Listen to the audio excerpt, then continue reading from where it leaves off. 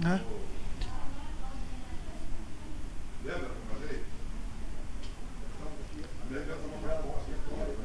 Ah, foi, mas pelo menos não foi o Flamengo, né? O Vasco tá bom. Time do meu avô, da minha mãe, minha família toda. Quase fui Vasco, que meu pai chegou antes do meu tio. Meu tio fez tudo para me tornar Vasco, mas...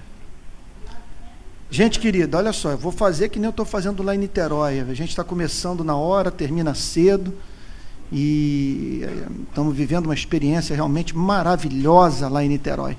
E que em nome de Jesus nós vamos também viver aqui. Efésios capítulo 1, nós vamos agora para o versículo 7.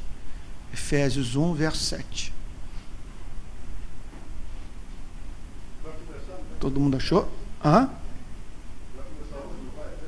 Não, já começou, essa terceira exposição. Terceira exposição bíblica.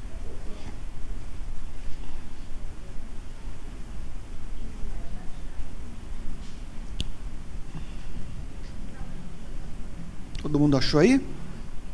Efésios, capítulo 1, versículo 7. Vamos ter um momento de oração. Pedir para o Aristides orar. Aristides, você pedindo a bênção de Deus para a meditação. Senhor Deus e Pai, nós queremos bendizer o seu nome e falar do nosso amor por ti. Tu és o único em nossa vida. Amém. Seria de nós se não fosse a tua presença. Amém. Obrigado. Neste momento, Senhor, a tua palavra seja pregada através do teu Espírito. Amém. Que nós possamos ser aqui cheios de júbilo nessa pregação. Amém, Jesus. Em nome de Jesus, pela tua honra e pela tua glória. Amém. Amém, Jesus. Amém. Que Deus nos abençoe. Gente querida, olha só, nós na semana retrasada nós começamos uma análise dessa sessão da carta aos Efésios que começa no versículo 3.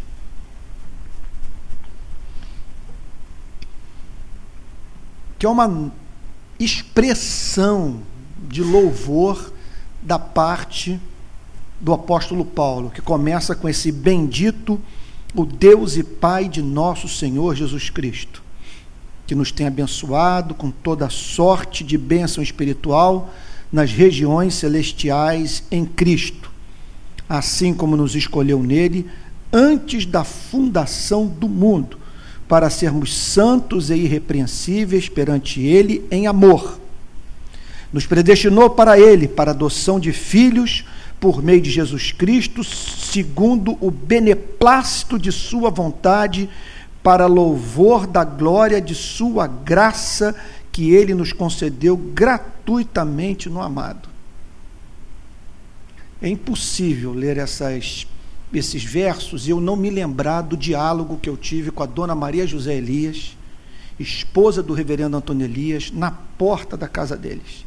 Eu me lembro até onde eu estava e olhando para o céu, e ela dizendo para mim: estudar a Bíblia é como contemplar uma noite estrelada. Quanto mais fixamos os olhos nas estrelas, mais estrelas nós vemos. É impossível passar por uma passagem como essa sem nós nos atermos aos detalhes, as palavras, as doutrinas. É de uma riqueza tal que dificilmente um pastor consegue exaurir numa única pregação o que Deus tenciona comunicar à sua igreja nessa passagem. Até agora, nós vimos basicamente o plano eterno de Deus em nos salvar. A chamada doutrina da predestinação. O que significa, pelo menos, duas coisas. O amor de Deus por você que é convertido é antigo. E uma outra verdade que salta aos olhos. Você não é um sortudo, você é amado. A salvação não foi um acaso. Não foi uma bênção do destino cego. A sua salvação foi planejada na eternidade, de maneira que não havia a mínima possibilidade de você não ser salvo. Porque o Pai entregou sua vida ao Filho na eternidade, a fim de que você pudesse obter essa salvação, e o Filho assumiu o compromisso de salvá-lo.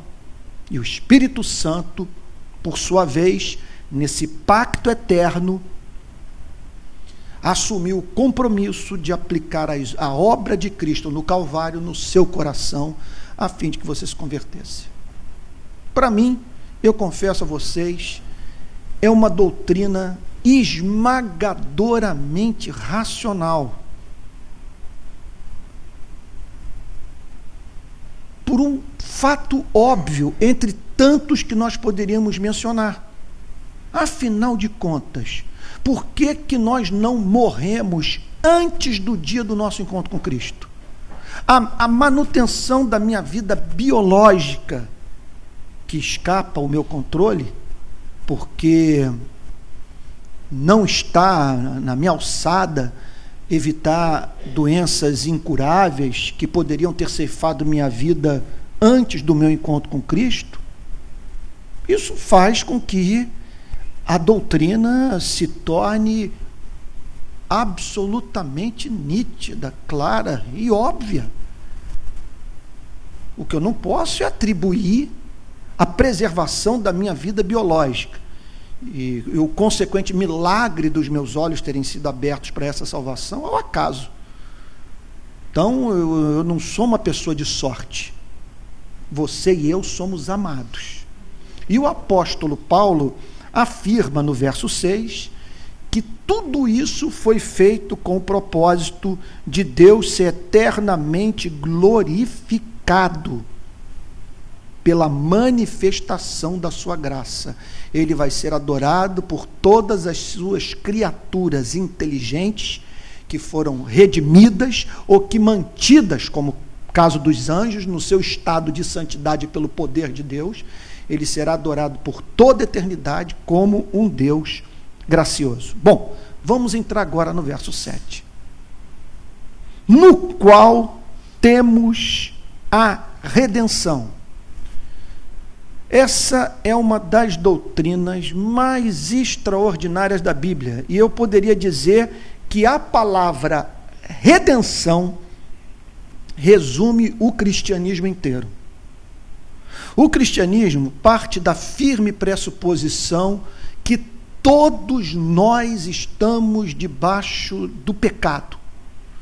Não é que todos nós, veja só, não é que todos nós tão somente pratiquemos o pecado. Quando a Bíblia diz que nós estamos debaixo de pecado, a Bíblia está querendo dizer que nós estamos debaixo da condenação do pecado.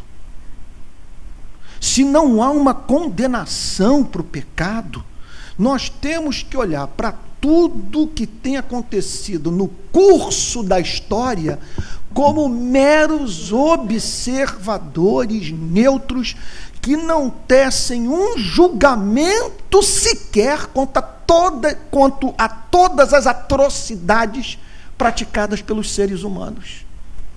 Ainda outro dia eu estava lendo Eric Robensbaum, um escritor, um marxista, um historiador famoso, escreveu uma das obras mais importantes sobre a história do século XX, A Era dos Extremos, e ele apresenta num livro que ele lançou depois do atentado às torres do World Trade Center, ele apresenta um dado assustador, que o século XX foi o século em que houve mais homicídio em toda a história da humanidade. Nunca se matou tanto quanto nós matamos no século XX.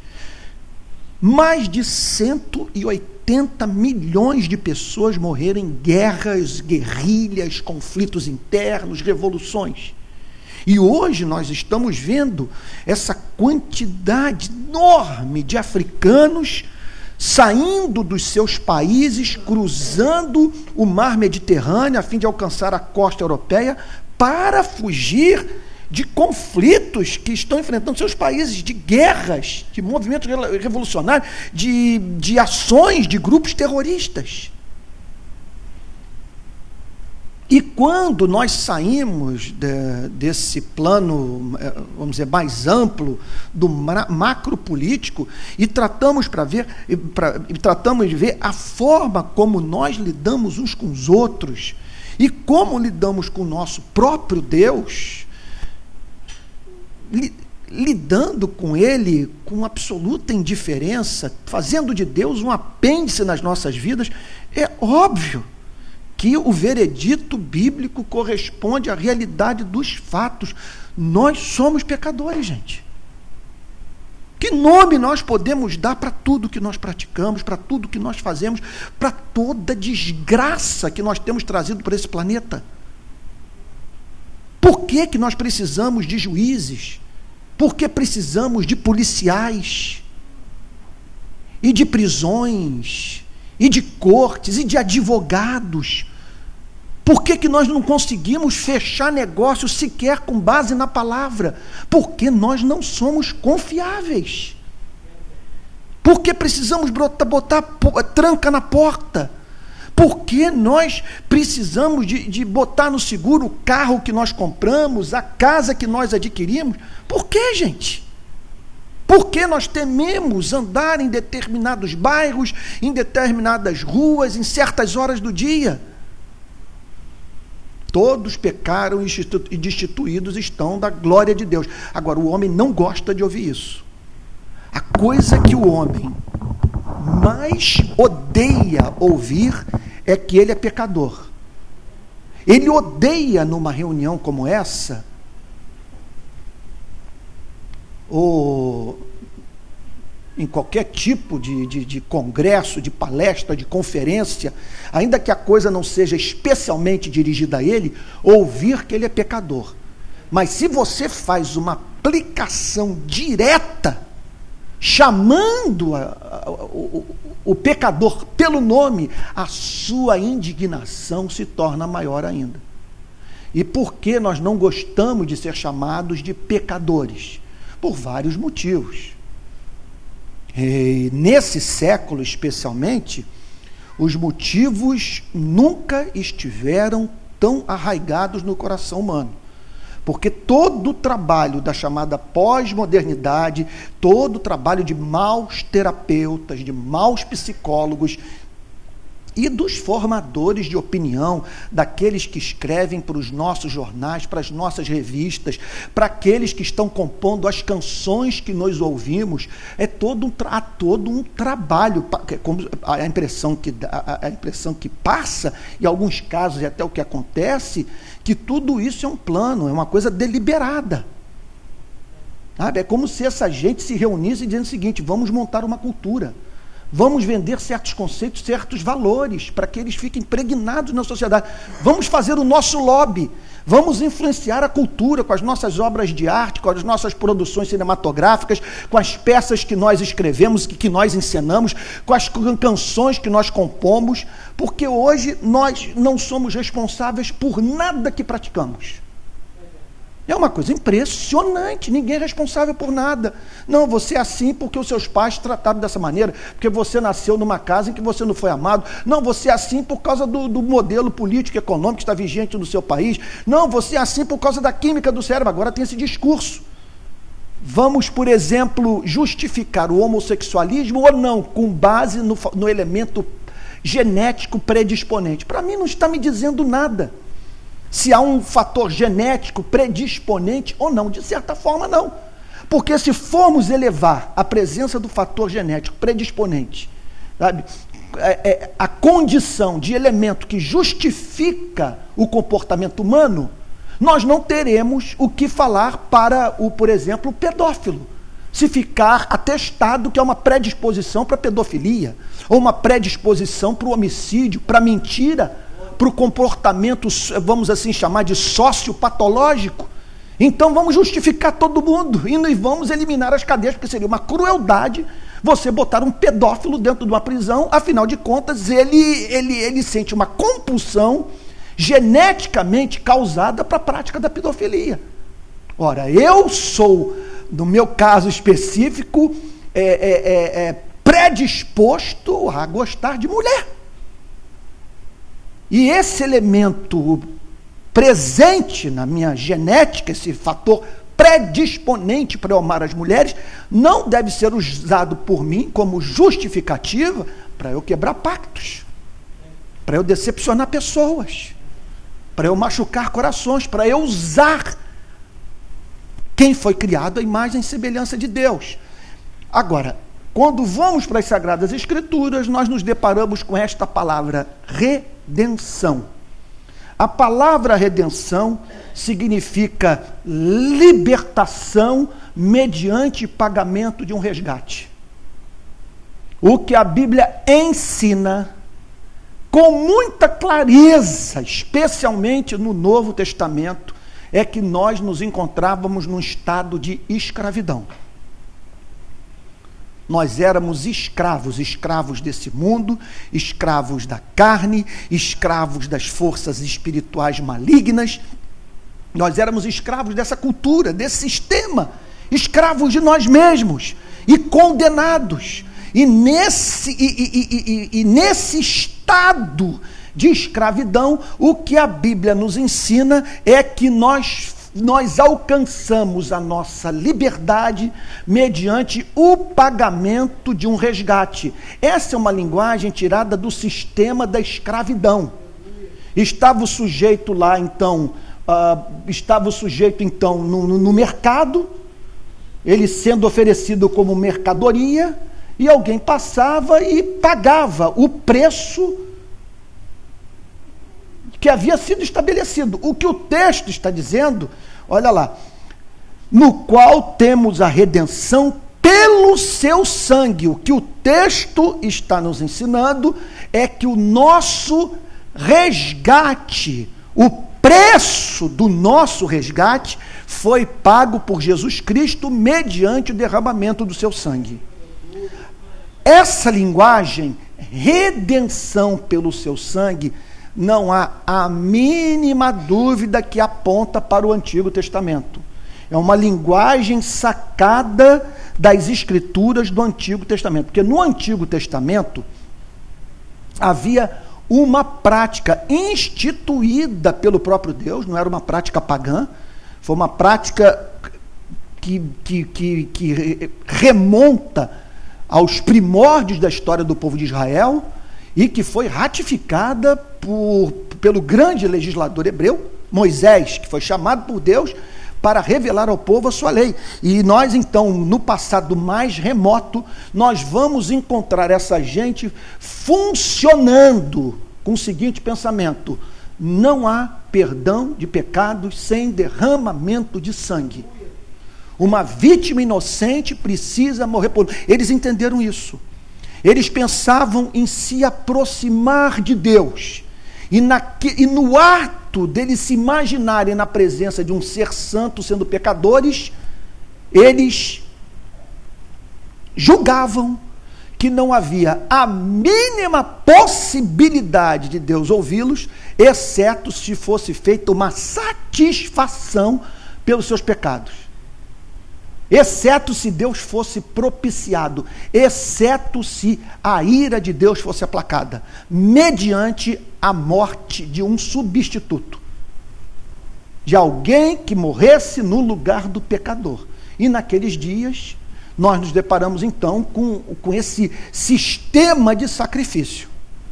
Quando nós chegamos em Efésios capítulo 1, verso 7, nós passamos a entender de um modo muito mais profundo o que aquelas ofertas do Antigo Testamento significavam. Elas apontavam para o dia em que um de nós morreria pelos homens.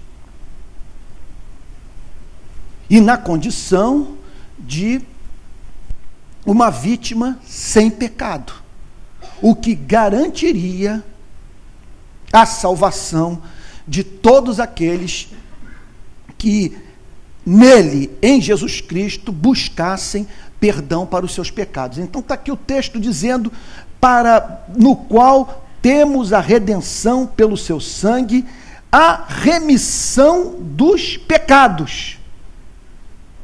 O que significa, portanto, o pecado que é remido, o pecado que é pago, o pecado que é finalmente perdoado, que é lançado no mar do esquecimento, a remissão dos pecados. Então, gente, esse é um fato fora de controvérsia.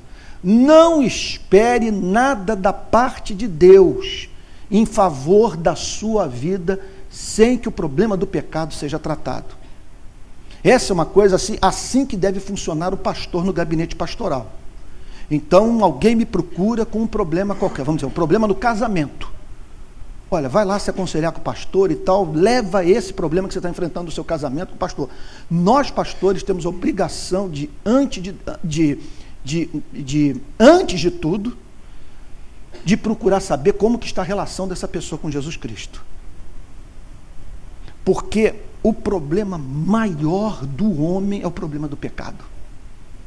É o pecado que se causa separação entre nós e Deus. Enquanto o problema do pecado, da ofensa, não for tratado, não há como Deus se reconciliar com o pecador.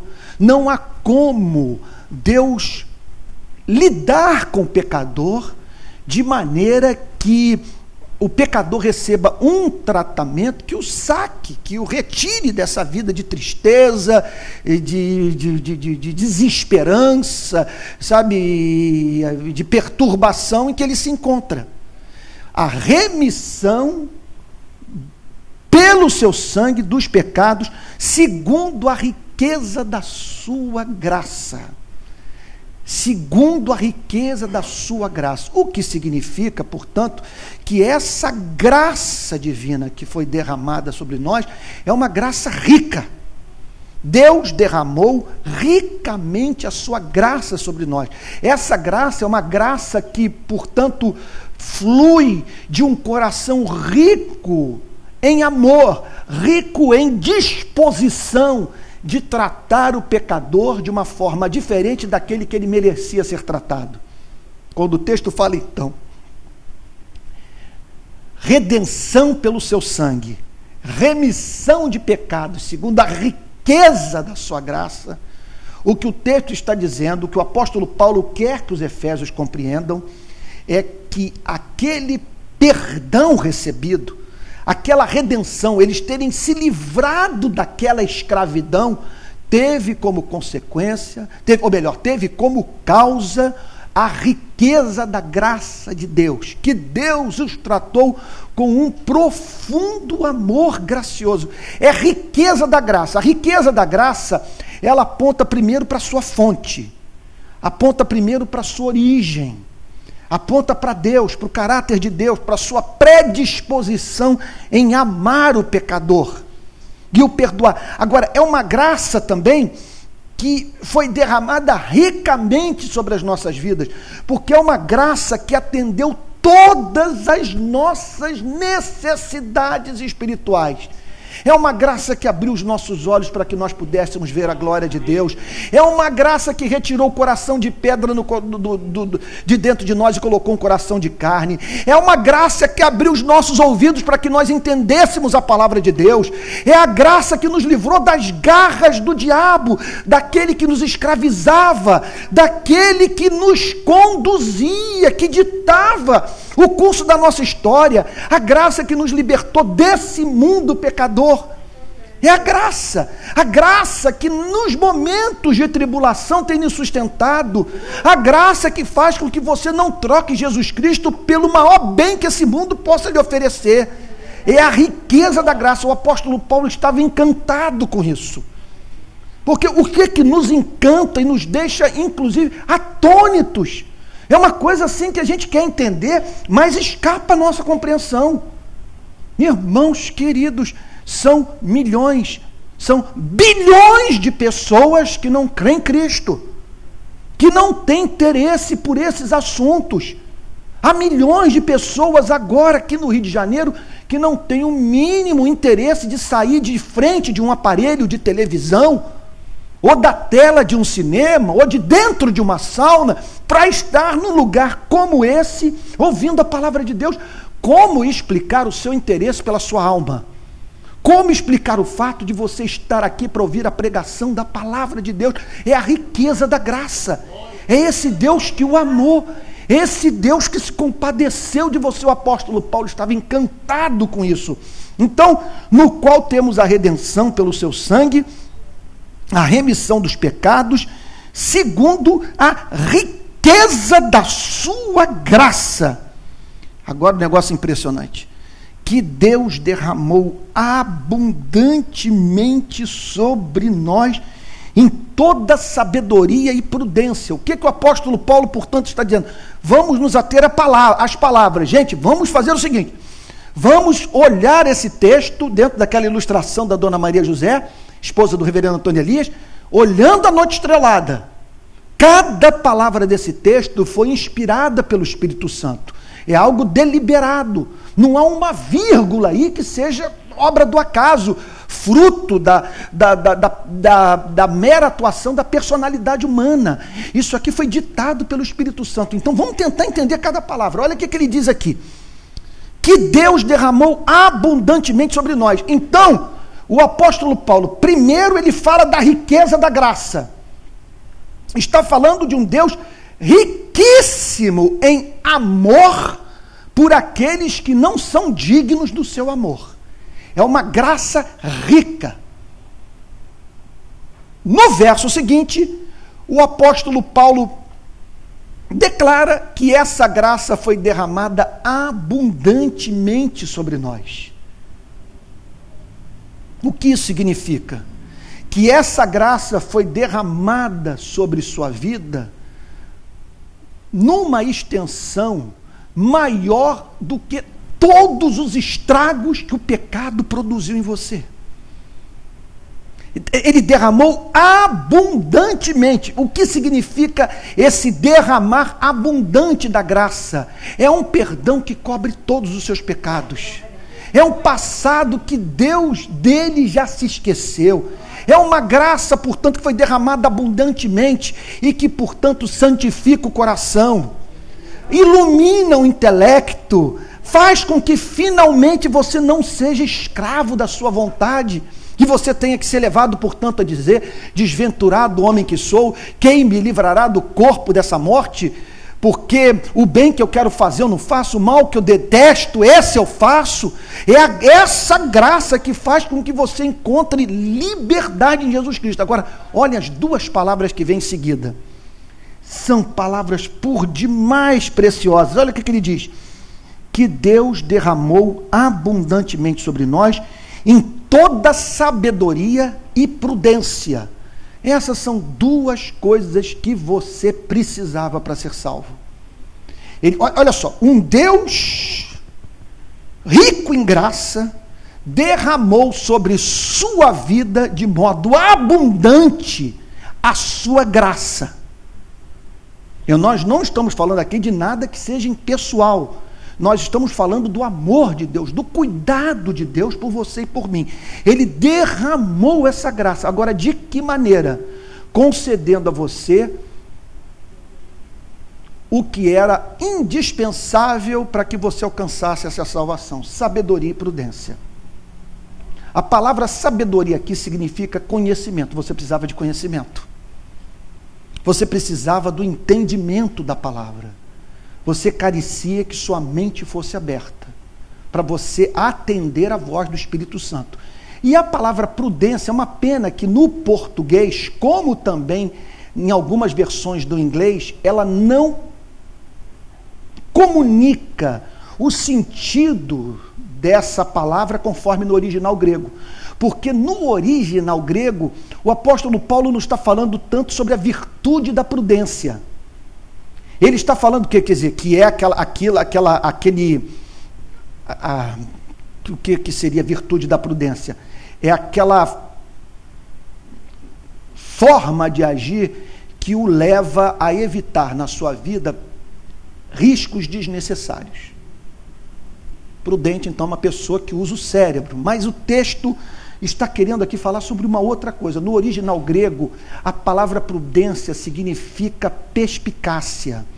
Significa, o seu sentido no grego é uma capacidade dada pelo Espírito Santo para você avaliar o conhecimento e perceber excelência nele. Prudência é alguma coisa que o capacita a ouvir a palavra de Deus e apreciar a verdade. Sabedoria e prudência são duas coisas que nós precisamos. Nós precisamos de conhecimento. Nós precisamos que a nossa mente seja aberta para a compreensão da verdade. Mas uma vez que a mente tenha sido aberta, que nós tenhamos visto a verdade, nós precisamos dessa prudência, nós precisamos dessa perspicácia, nós precisamos desta sensibilidade que faz com que percebamos a excelência da verdade. É algo que nos habilita a dizer que o Evangelho é palavra de Deus. É por isso, gente, que se você for em Rio das Pedras, se você for na Rocinha, ou no Jacarezinho, no Mandela, no Complexo do Alemão, você vai encontrar crentes absolutamente certos da sua salvação e que nunca leram antropologia, nunca leram arqueologia, jamais leram nenhuma obra sobre apologética, não sabem nada sobre a defesa racional do cristianismo, as evidências históricas da veracidade da fé cristã. Como explicar a convicção que essa gente tem? Como explicar o fato de que essa gente está enterrando filho? Como explicar o fato de que essa gente está passando pelas maiores provas? E com o consolo do Evangelho profundamente arraigado no coração. A resposta é só uma: o Espírito Santo deu a essas pessoas a capacidade de, ao ouvir o Evangelho, se certificar do fato de que o Evangelho é palavra de Deus. Essas pessoas não vão, talvez, saber explicar, mas se elas pudessem dizer o que no fundo estão experimentando, elas fariam a seguinte declaração: é óbvio que algo tão lindo, tão reto, tão santo, só pode ter saído da boca de Deus. Sabe, isso é perspicácia. Isso é perspicácia. E a maravilha é isso. É isso que torna a nossa pregação desassombrada. Se você me botar numa das favelas do Rio de Janeiro, ou me botar sei lá, numa universidade qualquer do Rio de Janeiro, ou do mundo, ou de Paris, Nova York, Amsterdã, seja onde for, a mim me cabe pregar a palavra de Deus, certo do fato de que se Deus operar, seja na lavadeira, seja no professor universitário, no escritor famoso, ele vai receber conhecimento e perspicácia. Ele vai receber da parte de Deus conhecimento e graça para ouvir o Evangelho e avaliar a sua excelência. E ver no Evangelho o seu valor. É isso que o mantém aqui. É isso que o mantém aqui. Por que o seu interesse por essas coisas? Porque elas são amáveis para você. Porque Deus derramou abundantemente sobre sua vida sabedoria e prudência. Sabedoria e prudência. Isso é uma coisa maravilhosa, gente. Agora, olha o verso seguinte. Desvendando-nos o mistério. Aí está uma palavra que os pentecostais adoram. O mistério. Isso é mistério, irmão. O que significa a palavra mistério? Vamos responder a pergunta dizendo o que ela não significa. Mistério não significa uma verdade racional. Não significa a crença no absurdo. Ou a fé no contraditório. Deus não pede do homem aquilo que faz violência às leis de pensamento que ele próprio criou. Mistério não significa um conhecimento ao qual tem acesso apenas uma elite da vida da igreja. Uma meia dúzia de pessoas que conseguiu penetrar no mistério. O mistério é algo ao qual toda a comunidade da fé, todos os eleitos, todos os salvos têm acesso. O que é o mistério? O mistério é aquilo que o homem não conheceria se não fosse revelado pelo Espírito Santo. Há aquilo que eu posso conhecer, usando o meu cérebro, o raciocínio lógico, fazendo ciência. Então, eu não preciso da revelação do mistério para conhecer história, para dividir o átomo, para criar uma dessas engenhocas que a Samsung e a Apple são capazes de criar. O mistério é aquilo que, se o Espírito Santo não revelar, eu jamais o conhecerei. Então, por exemplo, saber o que acontecerá com esse planeta, não há filósofo que possa responder. O que nos aguarda? O Sol vai se aproximar da Terra? Isso tudo aqui vai derreter, vai ser destruído por fogo, e todas as nossas composições, todos os filmes, todas as músicas, todos os livros que escrevemos, tudo que nós vivemos, toda a produção cultural humana, tudo isso vai virar cinza. E não vai ter ninguém do lado de fora do planeta Terra para chorar. O que nos aguarda? Uma terceira guerra mundial? Será que nós vamos destruir uns aos outros? Dizem que se houver mais uma guerra mundial, não restará ninguém para contar a história.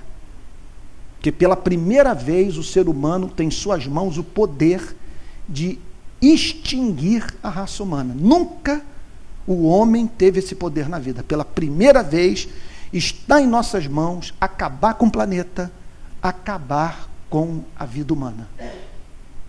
O que nos aguarda? Então, a Bíblia nos apresenta um conjunto de verdades que estão dentro dessa categoria chamada de mistério. Nós só sabemos que é verdade porque o Espírito revelou. Por exemplo, um mistério que foi revelado que nós não conhecíamos, a Trindade. Como que você vai chegar à conclusão, por si só, que Deus tem uma existência tripessoal? Como que poderíamos saber uma coisa como essa? Outro mistério, a obra da regeneração do Espírito Santo. Como que nós poderíamos saber, se não nos fosse revelado, que o novo nascimento é obra da ação do Espírito? Que não é uma conquista humana, e sim a ação da misericórdia divina. Então, o mistério. Agora, o mistério também tem um outro sentido, porque o mistério foi revelado, mas o mistério, mesmo o mistério revelado, ele continua sendo um mistério para quem não nasceu de novo.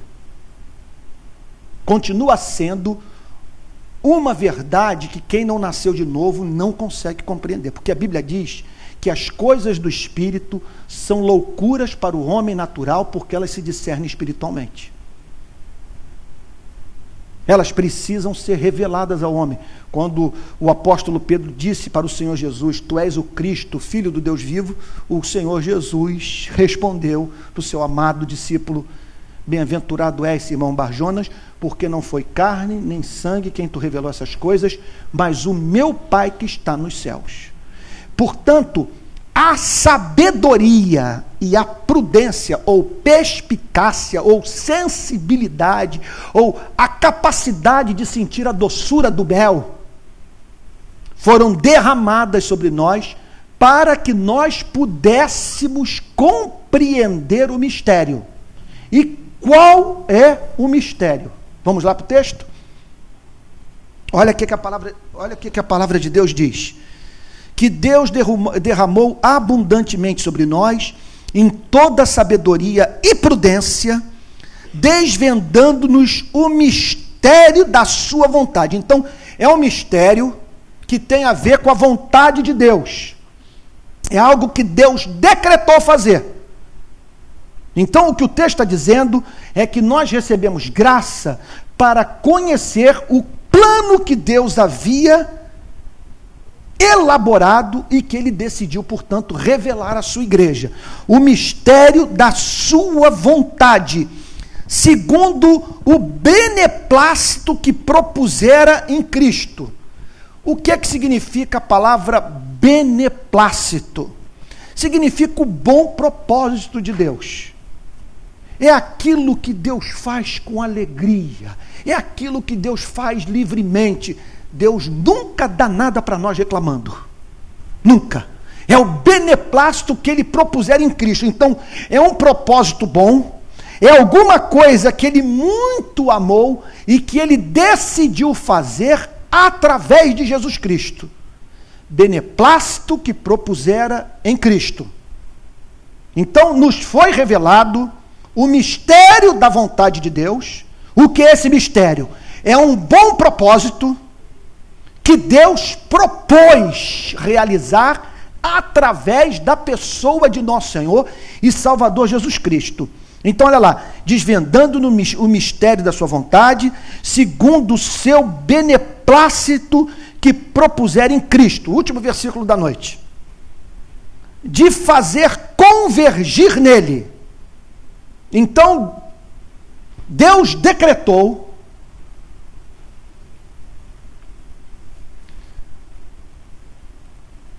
fazer com que o universo fosse reunido, esse é o sentido da palavra convergir, reunido na pessoa de nosso Senhor e Salvador Jesus Cristo. Olha lá, de fazer convergir nele, em Cristo, na dispensação da plenitude dos tempos.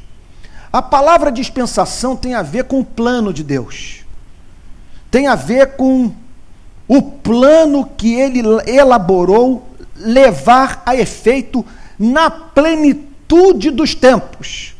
A plenitude dos tempos, segundo o amplo ensino do Novo Testamento, é essa fase da história da humanidade que foi inaugurada com a vinda de Jesus. Segundo a Bíblia, nós estamos vivendo o fim dos tempos, quando Jesus vem e Ele inaugura a última fase da história da humanidade. Ele dividiu a história. E essa história que foi dividida agora é caracterizada por essa parte final, que a Bíblia chama de dispensação. É o plano de Deus que ele está levando a cabo na plenitude dos tempos. Nesse tempo que Ele decidiu operar na história da humanidade de uma forma toda especial, na plenitude dos tempos. Olha lá, de fazer convergir nele, na dispensação da plenitude dos tempos, todas as coisas, tanto as do céu como as da terra. Com isso, a Bíblia está dizendo que haverá uma reunião daquilo que o pecado destruiu. A Bíblia ensina com muita clareza que houve uma rebelião antes da queda do homem, que um ser de nome Lúcifer conseguiu arrebatar juntamente consigo quantidade imensa de anjos que vieram então a fazer parte de um exército agora de anjos caídos, e que este ser conseguiu levar os nossos pais a se afastarem de Deus, a se rebelarem contra Deus. E isso então produziu consequências na natureza inconfundíveis, com as quais nós lidamos todos os dias. Os espinhos, as doenças terminais, as tragédias naturais. É óbvio que nós vivemos num mundo que ao mesmo tempo revela o poder do Criador e a consequência de alguma coisa que houve e que fez com que claramente percebêssemos que nós não vivemos num mundo perfeito. Às vezes, quando eu estou em alguns lugares, eu fico pensando, meu Deus, não é possível como acreditar que enquanto eu estou aqui nesse lago, com esse sol, ou nessa praia, com esse sol iluminando o mar, que pessoas estão morrendo, que pessoas estão matando umas às outras, que tem gente nesse momento fazendo hemodiálise, Senhor. O que o texto diz é que na volta de Jesus Cristo, nesse seu retorno, todo o universo será reunido em torno dele, tudo convergirá para Jesus, de maneira que Deus vai restaurar a harmonia perdida. Gente, a minha esperança por completo está nisso. Deixa eu abrir meu coração com vocês, falar uma coisa que eu acho que eu nunca falei na minha vida. Eu lido quase que diariamente com uma certa melancolia que me acompanha e que me assalta nas mais diferentes ocasiões e da qual eu só consigo me lembrar, não, melhor, só consigo me livrar quando trago à minha memória as promessas de Deus na sua palavra. Então, em geral, essa tristeza me acomete quando eu vejo, por exemplo, um terremoto como o do Nepal, quando eu vejo a forma como a classe governante lida com o povo. Agora mesmo, passando aqui, hoje eu vim para a Barra da Tijuca pela Zona Sul, uma ciclovia, uma fortuna que está sendo feita ligando o Leblon a São Conrado, me parece que vem até aqui a Barra da Tijuca, uma fortuna. Eu fico muito feliz que os irmãos da igreja, os moradores da Barra da Tijuca, vão poder desfrutar dessa ciclovia, vão poder agora pedalar até a Zona Sul e com aquela vista maravilhosa, toda ali do elevado do Joá e tal, e das ilhas, aquele cenário todo. Contudo, gente, contudo, ontem mesmo, nesse horário, eu estava numa favela do Rio de Janeiro e vendo aquelas condições de vida. Então, essa melancolia me toma quando eu vejo a inversão de prioridades, quando eu vejo o estado da igreja, com pessoas, então, participando de reuniões onde o evangelho não é pregado. Essa tristeza me acomete quando eu vejo, por exemplo, cenas até mesmo do Discovery Channel, quando você vê um animal devorando o outro. Eu olho para aquilo e digo o seguinte: alguma coisa está errada com esse planeta. Por que temos que viver num mundo em que há uma cadeia alimentar? Uma cadeia alimentar. Por que animais têm que fugir de mim? Por que animais sentem medo de mim? Por que quando eu estou na praia e quero fazer um carinho numa gaivota, ela foge? O que houve com a natureza? O que houve com o mundo? Por que nós temos que enterrar pessoas que nós amamos? Por que nós criamos leis, criamos um modelo de sociedade, uma cultura dentro da qual nós não podemos viver? Não podemos viver, criamos um mundo em que nós somos os algozes uns dos outros. Os algozes, o que levou um filósofo inglês chamado Thomas Hobbes a dizer: o homem é o lobo do homem. O verdadeiro lobo do homem não é o lobo literal. Quem o assusta, quem o devora, quem o persegue para matar é o próprio homem. Então, essa melancolia, ela só não é a tônica da minha vida, ela só não me remete para a depressão, ela só não me faz tomar calmante, só não me faz trancar a porta do meu quarto e ficar ali dentro a chorar e lamentar a vida, por causa do Evangelho de Jesus Cristo, por causa dessa promessa: todas as coisas serão reunidas em torno de Jesus Cristo. E a Bíblia declara que um dia nós vamos viver num mundo sem hospitais, num mundo sem delegacias, num mundo sem guerras, num mundo sem exploração do pobre e do trabalhador, num mundo em que os animais não vão devorar uns aos outros, e nós vamos viver no planeta onde Deus será adorado, onde milhões e milhões de anjos, e os arcanjos, e os querubins, e os crentes em Jesus Cristo vão adorar a Deus por toda a eternidade, espírito e verdade, num país que não vai precisar da luz do sol, porque a glória do nosso Deus vai iluminar a todos, numa sociedade santa, onde não vai entrar nenhum imundo, nem nenhum impuro. Amigo, retire essa esperança da sua vida e você não tem o porquê viver. Não tem porquê viver. Não tem porquê viver.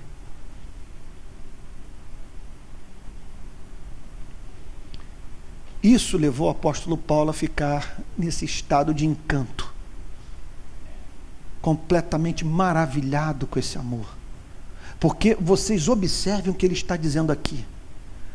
No passado, ele nos predestinou, fazendo que hoje, no presente, nós vivamos como filhos seus adotados na sua família, só que de uma forma diferente daquela que nós fazemos adoção. Porque quando eu adoto uma criança, ela jamais terá o meu DNA. É um filho que eu adotei, mas que eu vou amar, posso amar com o amor que eu tenho por um filho biológico, mas ele nunca terá o meu DNA.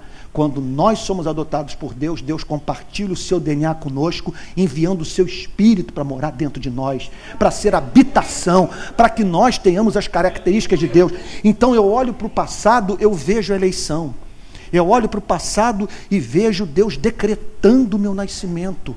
E Deus dizendo, e ele vai nascer, mas vai nascer não para ser maldição, vai nascer para ser amado, vai nascer para ser querido, vai nascer para ser sustentado por mim, vai nascer para ser meu, para ser uma evidência do meu amor, da minha glória, da minha majestade. E aí eu olho para o presente e tomo consciência de que eu sou filho de Deus, amado, adotado por Ele na sua família, que eu tenho acesso à sua presença, que eu tenho motivo para adoração. E quando eu olho para o futuro, eu vejo não apenas a minha salvação, eu vejo o universo inteiro reunido, congregado, liberto, pela pessoa de nosso Senhor e Salvador Jesus Cristo, vivendo para o governo eterno desse Salvador amável, desse Salvador doce, desse Salvador misericordioso, digno de ser adorado. Então louvado seja o nome do Senhor pelas promessas da sua palavra, em nome de Jesus. Então, em nome de Jesus, o que não pode agora é você ficar aí olhando para a vida, para o que falta, a oração que não foi respondida, as lutas que está enfrentando, as perseguições, as incompreensões do marido, da mulher. Em nome do Senhor Jesus, nessas horas, já que nós vivemos num mundo que não foi designado para a nossa felicidade,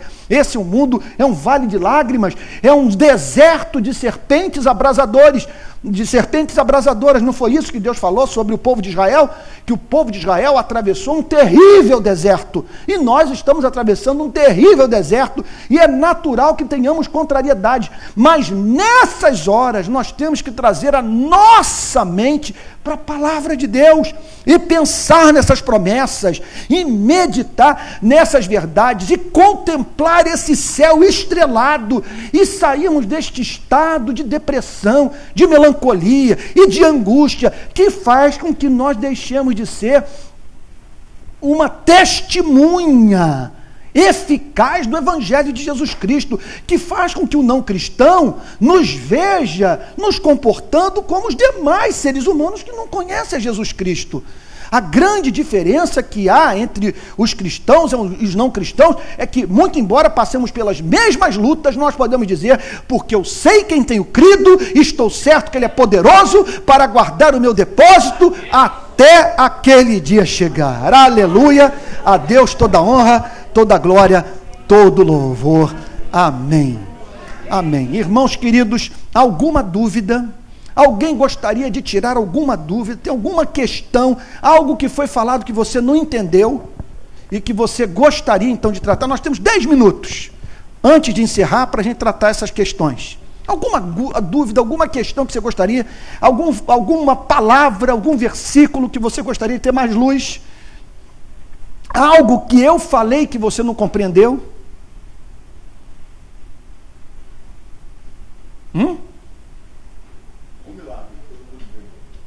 É. Antônio,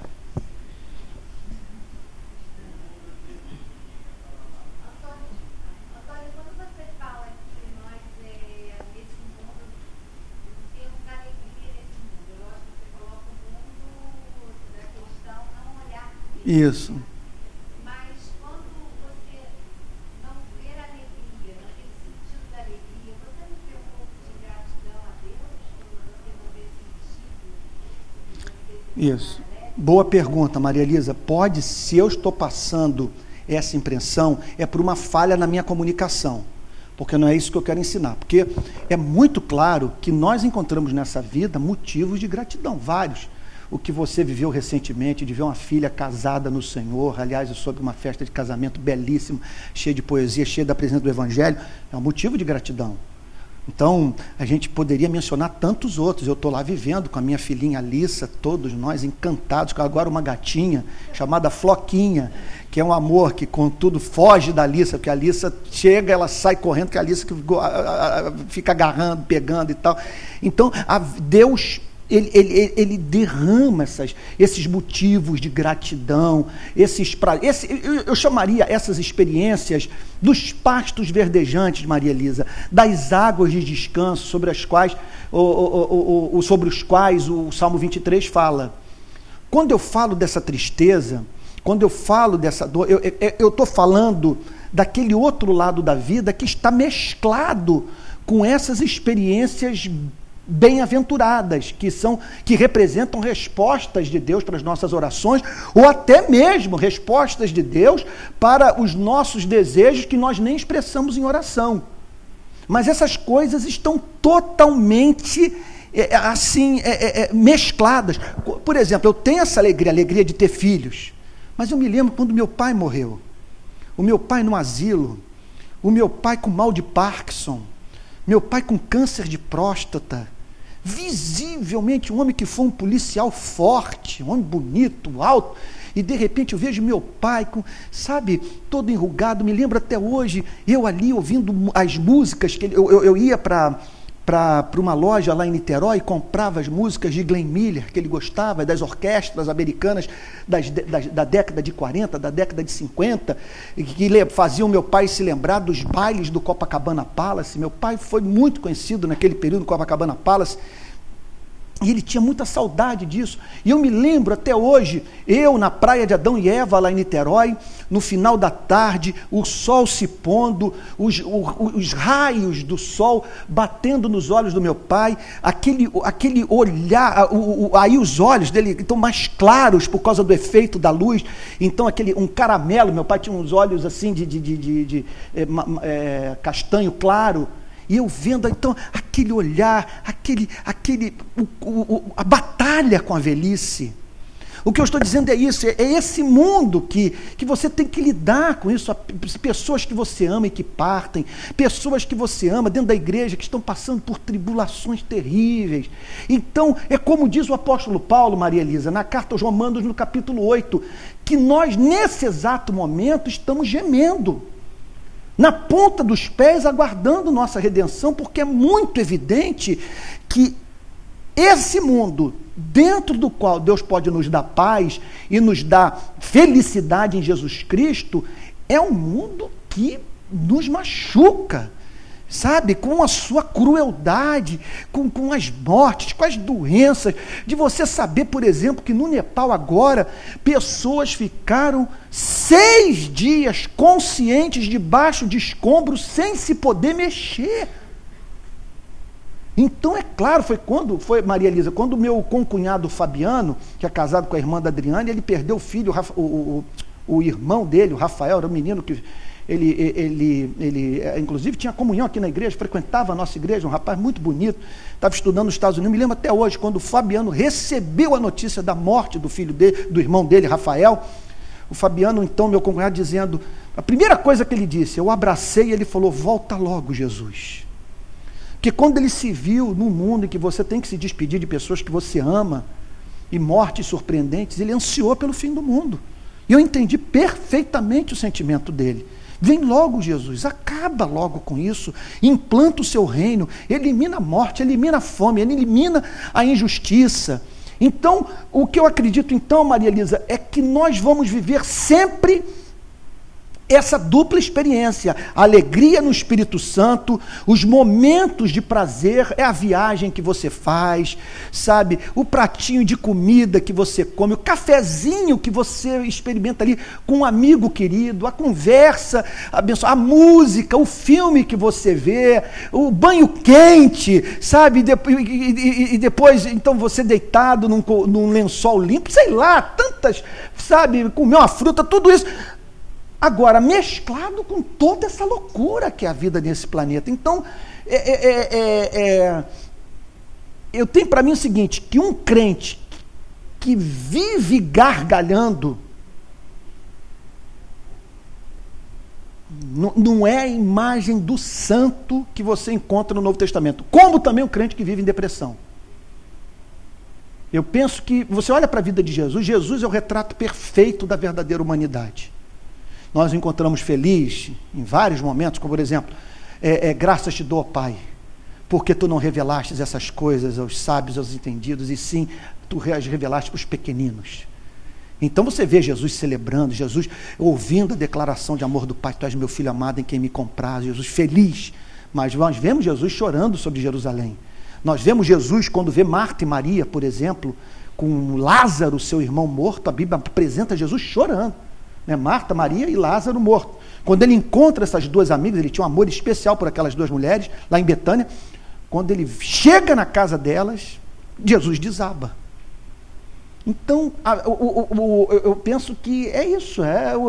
Se Jesus é a nossa referência, nós vamos experimentar esses dois mundos. Só acho o seguinte, que a depressão não pode ser a tônica, a tristeza, a melancolia, porque nós temos o Evangelho e nós temos essas promessas. Existe uma diferença, eu acho, diferente. A questão a compaixão. Eu acho que quando você não tem compaixão, alguma coisa não está funcionando em você, porque as marcas de Jesus têm que estar dentro de você. Quando você É verdade. Você, há uns anos atrás, eu sou uma referência que para mim foi fantástica. Você não crê num Deus que fica lá em cima com os Isso. né? E assim como as coisas não perderam o nosso É. Então, a nossa alegria vem a partir daí, mas é lógico que nós temos que ter a compaixão. Se você não tem, na verdade, você É verdade. mas não o estado de depressão. Não. Aquilo que te dá. Eu vejo hoje crente que acha que ser crente é ter vontade de morrer. Isso não é, porque esse mundo não é meu, né? Então eu acho que isso é que é um pouco desesperável, né? O apóstolo Paulo, ele fala bastante sobre isso, quando ele diz, olha, eu tenho desejo de partir, porque estar com Cristo é incomparavelmente melhor, mas eu não sei o que decidir, porque por outro lado, ficar aqui dá fruto, sabe? Então o crente vive essa dualidade. Por isso que eu diria o seguinte, se o não cristão consegue entender sua vida, você está precisando se converter, porque nós somos um mistério para o não cristão. Ele não vai entender o crente, ninguém entende o crente, porque você está sempre falando coisas que aparentemente são contraditórias. Pois não, querido? Você é muito bem-vindo, Cleiton.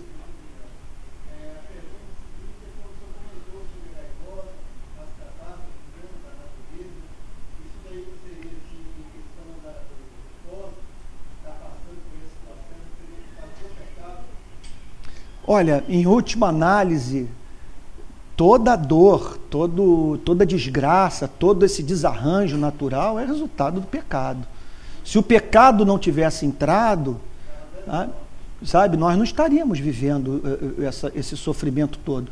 A minha dificuldade, Cleiton, a minha dificuldade é só o seguinte, que eu acho que a gente tem que tomar muito cuidado, é de a gente fazer uma ligação entre os problemas e o pecado, dizendo, não, essa pessoa está passando por isso porque, evidentemente, ela pecou.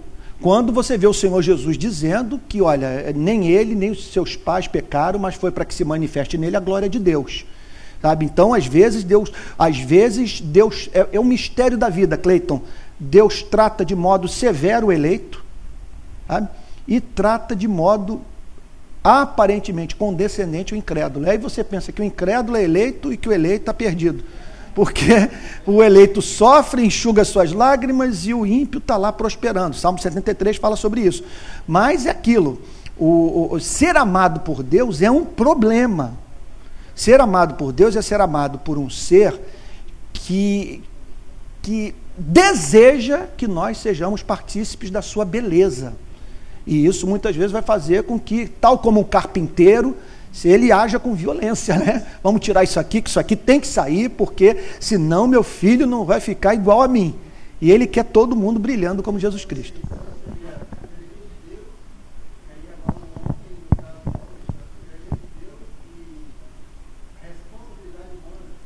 É verdade, Cleiton. Eu aprendi no seminário, eu fui para o seminário recém-convertido.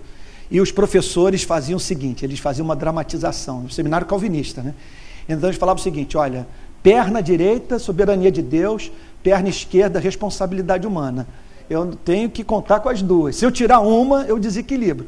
Então, Quer dizer, se eu fico só, ponho toda a ênfase na responsabilidade humana, eu vivo ansioso, vivo preocupado, e quando problemas me acometem, eu não sei o que fazer, sabe? Eu perco a esperança. Se eu fico só com a soberania de Deus, eu deixo de trabalhar, deixo de orar, deixo de estudar, achando que, como em última análise Deus decreta todas as coisas, eu posso então cruzar os braços e esperar que sua vontade se cumpra.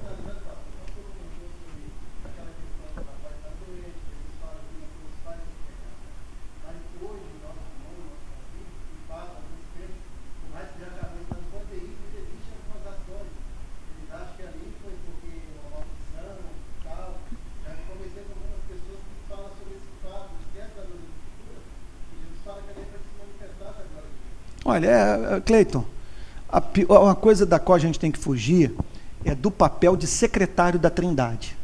Como se você tivesse um escritóriozinho ali do lado da sala do trono e todas as decisões que Deus toma, então, fossem comunicadas a você e você consegue interpretar todos os fatos. Então, por exemplo, olha como que as aparências enganam. Você chega ali no poço onde José foi lançado, você olha lá para baixo e diz o seguinte, olha aí, ó. Cadê os sonhos? Cadê o propósito de Deus? Cadê aquela história toda de que os irmãos, todo mundo ia se curvar diante dele? Olha o fim dele. Vai morrer aí dentro desse poço. É óbvio que ele só está aí dentro desse poço porque ele desagradou a Deus. É lógico que ele só está sofrendo porque Deus o abandonou, esqueceu dele. Mas aquele poço era a mais profunda manifestação do amor de Deus pela vida de José. Olha, se você me permite falar do meu ministério.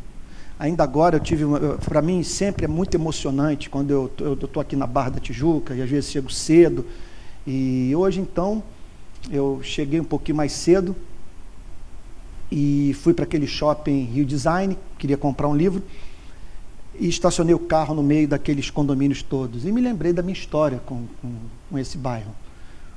Quando eu cheguei aqui no final da década de 80, então dirigindo uma Brasília de cor creme junto com a Adriane devia ter 16 anos, eu 20 e pouco, num mundo novo que eu não conhecia e tal, não havia igreja por aqui, com aquele sonho de plantar uma igreja. E se eu voltar naquele tempo, e se voltar para a década de 90, por exemplo, década de 90 inteira, eu clamei fervorosamente por bênçãos que eu só estou colhendo hoje. E para mim é muito evidente que se Deus tivesse atendido as minhas orações na década de 80, na década de 90, eu seria destruído, porque eu não teria condição de administrar naquela época o que eu estou administrando hoje, porque não tem jeito. Cabelo branco, o tempo, as experiências da vida, não tem jeito, cara. Você tem que passar por sustos, por perdas, não tem saída, porque uma vez uma pessoa me disse, a dor é uma mestra insubstituível. Você tem que passar por essa escola, e aí isso, entre outras coisas, faz com que você perca algumas ilusões, sabe? Faz com que você seja demovido da arrogância, da prepotência, que são tão peculiares à vida de muitos jovens. Então, louvado seja o nome do Senhor por essas orações que não são ouvidas, que para os de fora são interpretadas como maldição. Mas para quem se relaciona com Jesus sabe que foi bom o poço, foi bom ser vendido para os amalequitas, foi bom parar no Egito, e no final, eu pudesse dizer, não foram vocês que me mandaram para cá, e sim o Senhor. Alguma dúvida? Alguma questão? Pois não, minha irmã querida.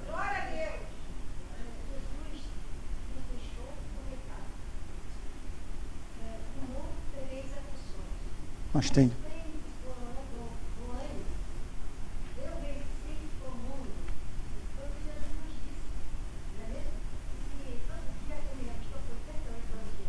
Glória a Jesus. Glória a Jesus. Amém.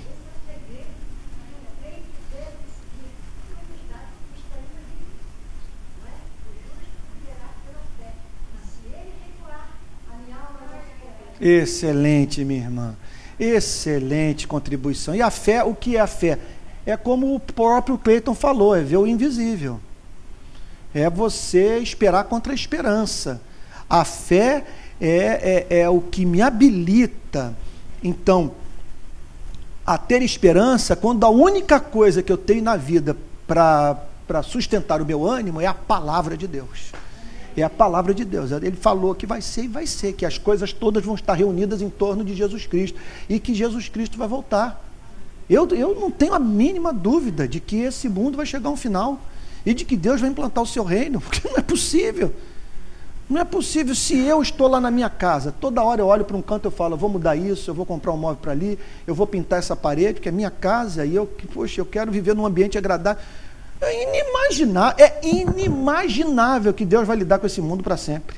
E que nós vamos ter mais 1 bilhão de anos com ser humano matando ser humano, criança morrendo de leucemia, terremoto, maremoto. Não há a mínima dúvida que o leão da tribo de Judá, como diz o livro de Apocalipse, ele vai voltar montado num cavalo branco. Não vem mais para uma manjedoura, não vem mais para apanhar, para ser cuspido, torturado e crucificado. Vem para reinar, e todo joelho se dobrará e toda língua confessará que Jesus Cristo é o Senhor. Alguma dúvida?